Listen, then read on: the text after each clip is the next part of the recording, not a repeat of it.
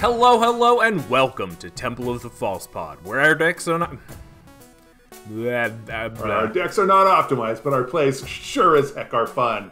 Welcome. He's Andy. I'm Bruce. I'm Andy. That's Bruce. Welcome back to Season 13, Spooky October. It's mid-October. We're changing things up this season a little bit. Episode 2, we've got a Temple's Treasures. I love Temple's Treasures. For those who don't know, Temple's Treasures is an episode we like to do every season where we talk about cards that don't get enough play, don't get enough recognition, I guess. Generally speaking, they're a little niche, but they're old and they have too few decks, if that makes sense. We got a few rules in this house. One, first printing before 8th edition. It can be printed after that as well, but if that's the case, it really does belong on this list because it's really not seeing enough play. Because the second rule is that it's under 2,000 decks on edhrec.com. So that just means it's not really seeing a lot of play.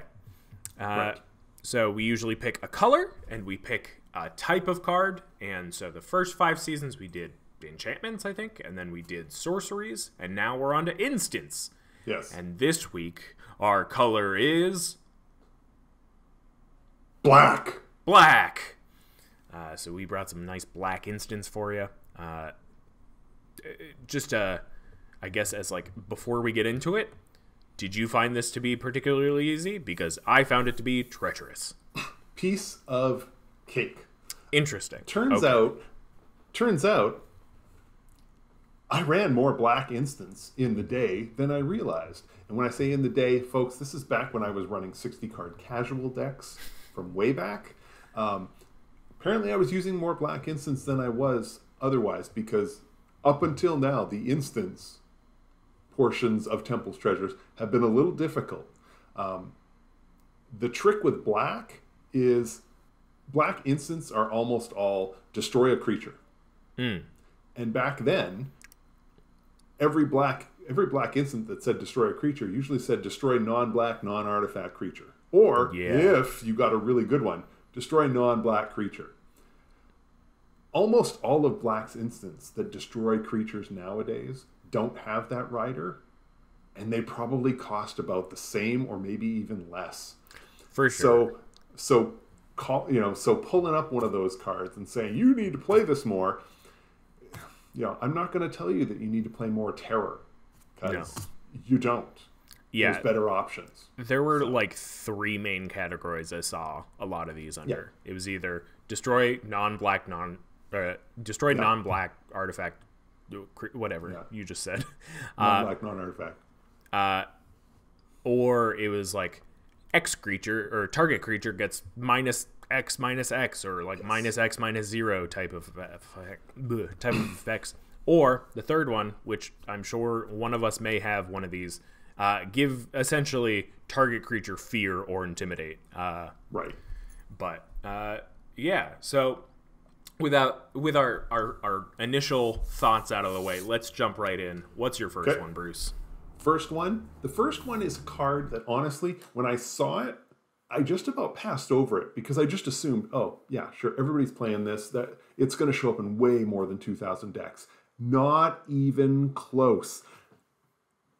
I am going to chastise our audience members. If you are running black and you are not running this in any of your decks, if you've never heard of this card, you have made a huge error. Before, I would say there are niche cards and things that, it only goes in a particular deck. It does this, that, to the other. I'm talking about Sabo's Decree. Now, Sabo's Decree, it's TSABO''S Decree. It costs 5 and a black. It's an instant, obviously. It says choose a creature type. Target player reveals their hand and discards all creature cards of that type. Then destroy all creatures of that type that player controls. They can't be regenerated. Now, I know it says target player, so it's only going after one person. But you want to get rid of the elves? Especially late game? Like where you have 6 mana? And this even hits the people who are smart enough who are waiting for the mass removal spell, because they're holding some of it back in their hand and they're waiting because they know that, somebody's going to play it and then I'll have to put out these other cards. Well, this one, no, we're going to get those ones too. Sabo's Decree is spectacular. I ran it in a lot of decks because, to be fair, we ran a lot of typal decks, and this is, as soon as your meta starts going typal, if you've got a bunch of guys running goblin decks or elf decks or even stuff that's a little bit more on the fringe, as long as it's typal, Sabo's Decree is going to come in like a house of bricks and just hammer people because it goes after your hand too. This is a good card. Yeah, and I think like the chances of 1 out of the 3 of your opponents having a typal deck are pretty high.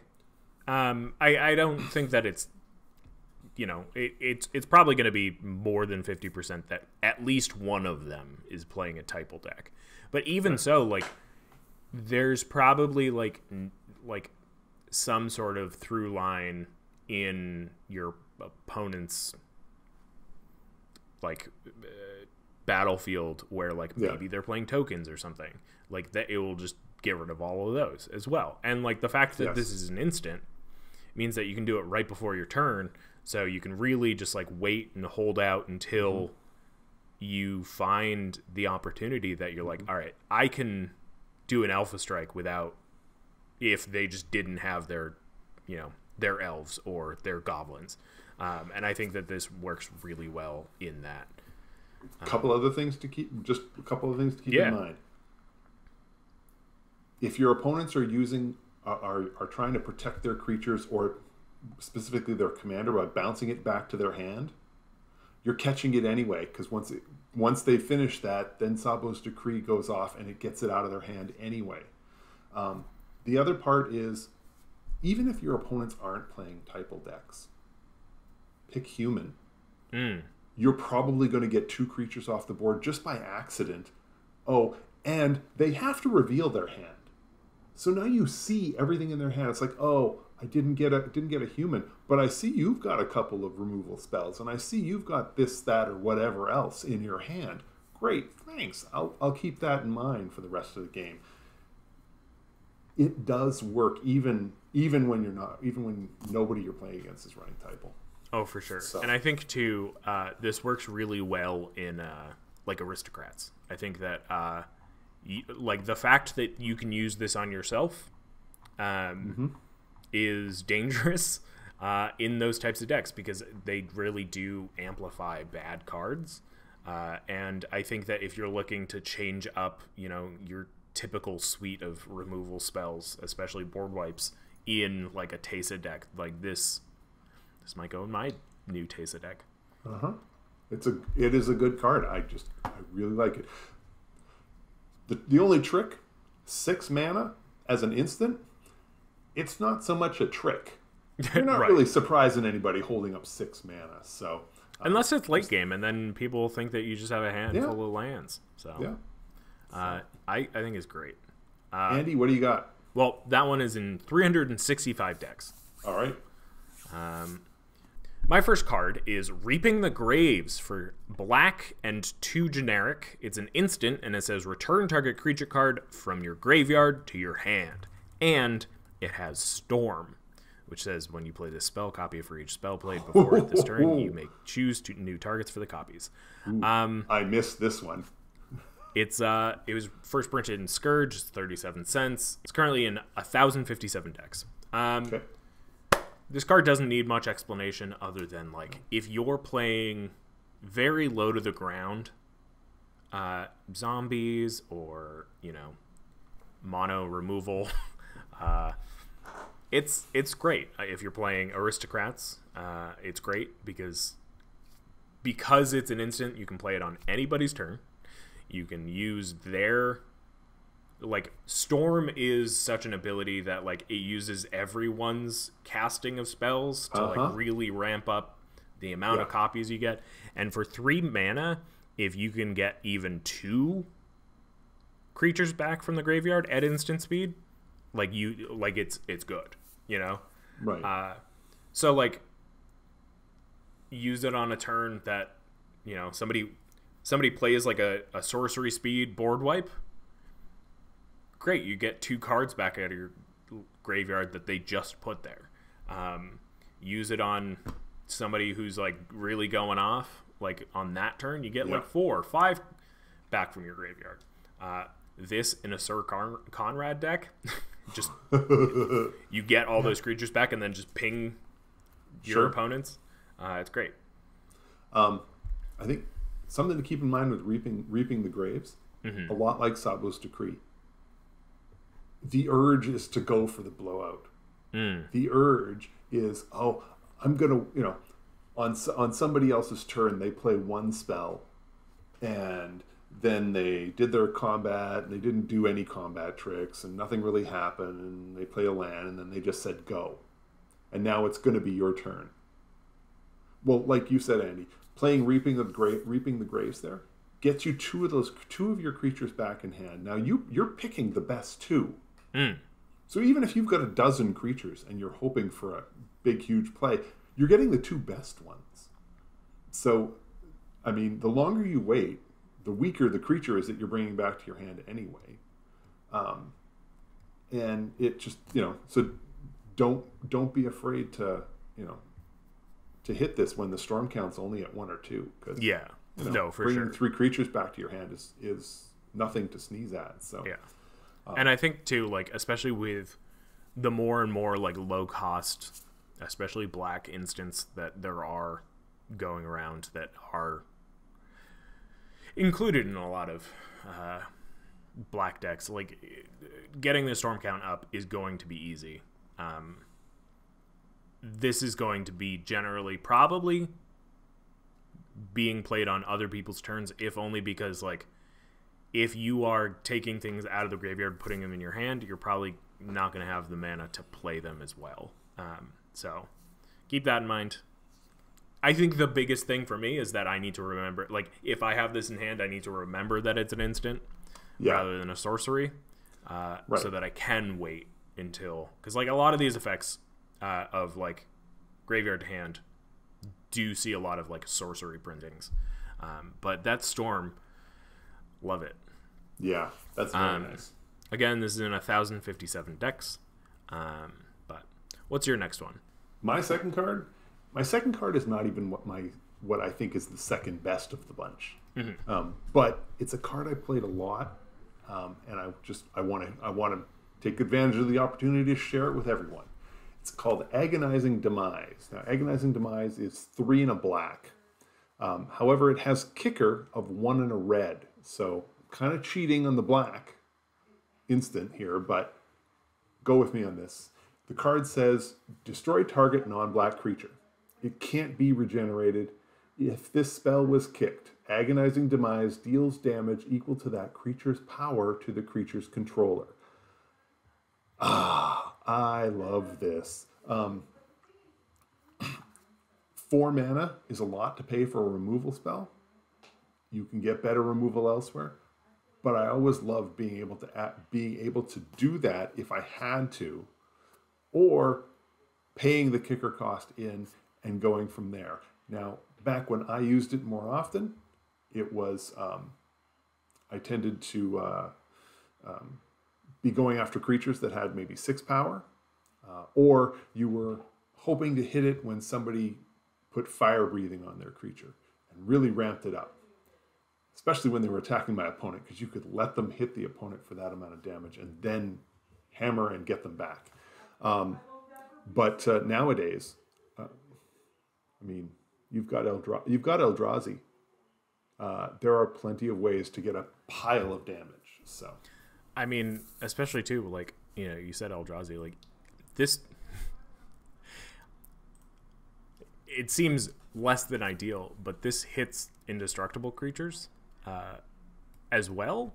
You can't kill them, but you know, say like somebody has, you know, Ulamog the Ceaseless Hunger, a 10/10 indestructible. You're still hitting them for 10 if you kick it. That's amazing. Yep. Now, again, this has the same problem that Sabo's Decree has. It's 6. You're not really surprising anybody. No. When you've got 6 open, that you're able to do something to their creature.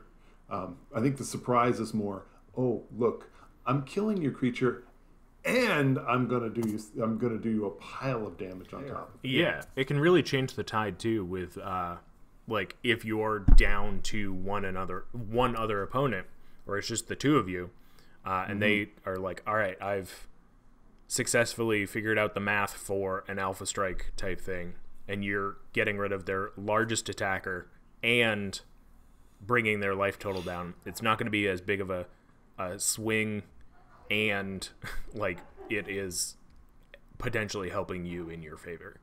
And I always like these things too, where like you get to do the non-combat damage, especially like late game, where it's going to be harder to get through with damage anyway. And for 6 mana, like you'll have that late game.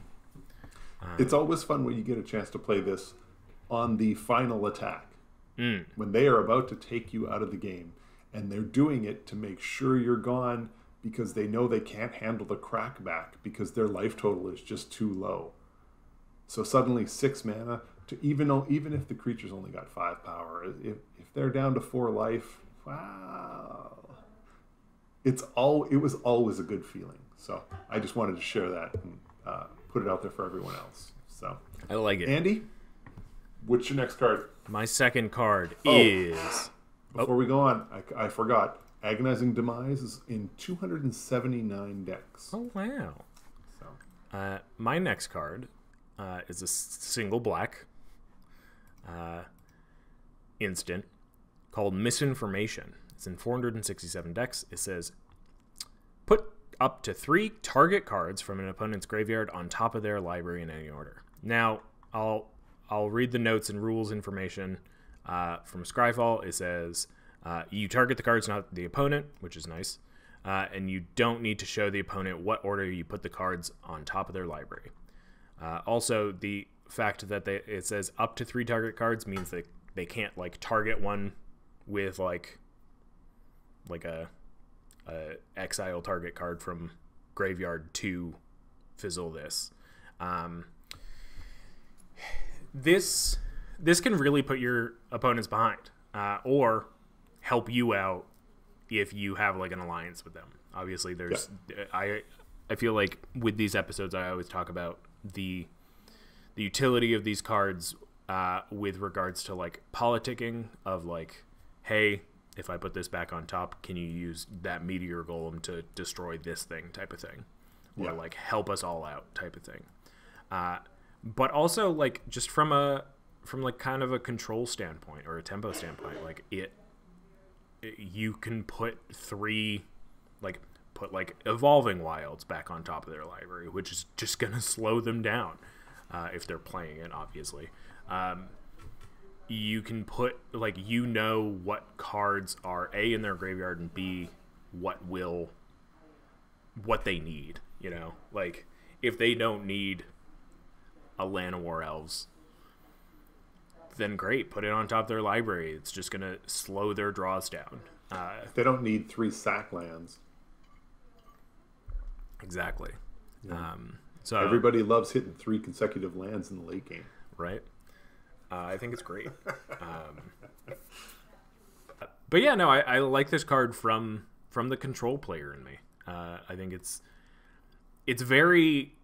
I think what speaks to me about this card is that it's very different. It's different than what you see on cards nowadays. Yeah, we got each one more, unless you pick my final card.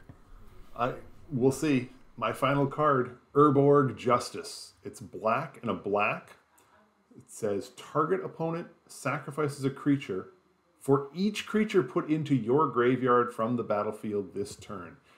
This is one of those cards that you want to have when you've got an opponent who is playing mass removal on everybody but you. I wish this worked against Cyclonic Rift. It does not. It's not going to the graveyard. But what is it? What's the name of the card? Garrick's Wave? No. In Garrett's Wake. In Garrick's Wake. Great. So I lost 5 creatures. Now you get to lose 5 creatures. I understand why this card doesn't get played more, because it's a card you need at the right time in the game. A lot of times there's just not going to be a reason for this. I know. Well, yeah. We'll get to the aristocrats in just a moment. Oh, no, that's not even what I'm thinking, but go ahead. Oh, but yeah, so when this is best suited for decks where you are trying to sacrifice your own cards. I've been working on a Mazarek deck recently.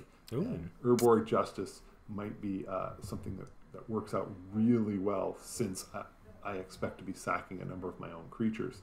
But I know it's niche, and I know that when you're playing against an opponent who is running, if they're running a token deck, they get to pick which creatures die.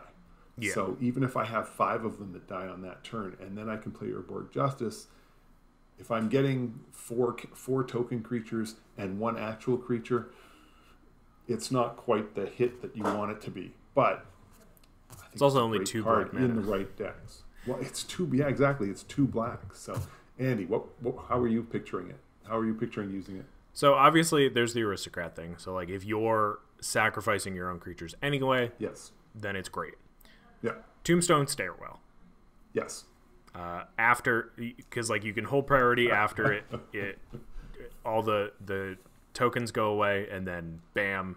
And now again, this is target opponent, so it's not going to be as helpful as like a full board wipe, but you can really hammer down that problematic opponent. Yeah. But oh yeah. Oh yeah. Now be ready, because well, now they have that many cards in their graveyard, and they're getting that many more zombie tokens on the next turn. But ideally, you've got a way to deal. Ideally, you're getting some kind of benefit whenever their creatures come into play, and whenever your creatures leave. So it should all work out in the end. Yeah, and like obviously this with Tombstone Stairwell in an aristocrats deck, super helpful. But also, it just it will hopefully also just get rid of the problem at some point. Right. So, my last card. Hang on. Yep. Urborg Justice is in. Where are we here? Come on. 609 decks. There we go. Andy, your last one. My last card, which was not Urborg Justice. Assassin's Blade. It's from Portal. Just Portal. All right. Single black and 1 generic mana for an instant. It says sorcery on the card, but I swear to you it's an instant. Yes. It says cast a spell only during the declare attacker's step, and only if you've been attacked this step. Destroy target non-black attacking creature. Pretty simple. This is kind of the type of card that we were talking about earlier. It's nice because you can't deal with somebody, like you can't use this politically. Like this is a selfish black card. Yeah. You use this when you're being attacked by non-black creature, especially one that you want gone. And for 2 mana, it's pretty good. I mean, it is just another. It's a less restrictive, cast down or. Is it cast down? Yeah. It's like, I think so, yeah. It's kind of like a less restrictive cast down. Sure, the timing's a little wonky, but generally speaking, people are going to be attacking at some point in the game, right? Especially if you're in like a creature heavy meta, and it's pretty easy to hit a non-black creature. And those few times that the black creature is the one that you want dead, I hope you have other answers. I don't know. Like that's kind of the deal with a lot of these cards. Is like, well, there's going to be something all the time. There's always different things in the way for playing certain cards. So yeah, when you're picking your removal for your deck, don't pick all the removal that has the same limiter. Right. You know. And I think too, like, it's not so much of a limiter that this is a bad card. Like, I don't know why this doesn't see more play. This seems very good. Because it's not even black, it's black and 1. So, like, it can go in any number of colored decks. Like 1, 2, 3, 4, and 5. Like, that's how I see this card. It's currently in 405 decks. Yeah. Which is very low. The other obvious restriction is that you can only play it when you are being attacked. Right. So that's a strong limitation, especially when you're dealing with, a lot of times the creature you're looking to kill is the one that just never attacks. So you're never going to be able to block to kill it. So I understand some of the restriction, some of the reluctance there to run it in your deck, but this is a great card. So that's all I got. You got any more that you want to talk about? Any? I'm gonna throw two card names out. We're not even gonna discuss them. Simulacrum, love Simulacrum, and Shade's Breath. It gives all of your creatures black fire breathing, which means that, or it gives all your creatures black fire breathing, which means that you're swinging with a bunch. Pick the one that gets through. You can pump it, or pick the one that needs to be bigger to kill off that creature that is blocking that you wanted dead. I love Shade's Breath. And Simulacrum works so well, given we've got so many creatures that are now indestructible. You can always let the damage through, and essentially it allows you to block more than one creature with the one indestructible creature, because that's essentially what's happening with Simulacrum. Yeah. Both fun cards. Yeah. Also great with Stuffy Doll. It's great with Brash Taunter. It's great with Boros Reckoner, which, I mean, if you're playing red, white, black, then this is great. Especially in red, white, black, where you've got life gain already. So, like, you're not really worried about taking some damage. And especially in red, where you've got, like, damage multipliers and like that. Yeah, so that's going to do it for us this week. Thank you for joining us for an episode of Temple's Treasures. Again, if you see any Temple's Treasures out there, feel free to shoot it in the comments below, email us, tweet at us, blue sky at us, whatever. All that stuff's you'll see at the end of the video. But remember, there's two rules we got. Printed before 8th edition. Under 2,000 decks on EDH Rec. Also, if you see something more recent, let us know. I don't know. Send us cards. We love to see them. But that's all I got for today. You got anything else? Not a thing. Thank you so much for listening. Thank you so much for watching if you're watching on YouTube, which you damn well should be. Have a great night. We're Temple of Falsepod. We're decks are not optimized, but our plays sure as heck are fun. I'm Andy. I'm Bruce. Thank you again. Have a great night. Play some Magic for me, and may your 5th land be the Temple. Bye! Wait. Before you go, I just wanted to say thank you for listening. You can reach out to us via email at falsepodmtg@gmail.com or on Twitter @falsepodmtg. Bruce is @ManaBurned, and I'm @AndyWeekend, though you'll definitely notice I use the podcast Twitter far more often. Now that we've got you here, make sure you subscribe, like, rate us on whatever podcast platform you use. It helps us out. It gets us more reach. Subscribe to us on our YouTube channel. Like a video there. Leave some comments for more casual enjoyment. Thank you so much for listening. We'll be back with some more timeless discussions about all things casual. So come hang out, and may your 5th land be the Temple. Bye-bye. Should I do my best, Bruce? Bye!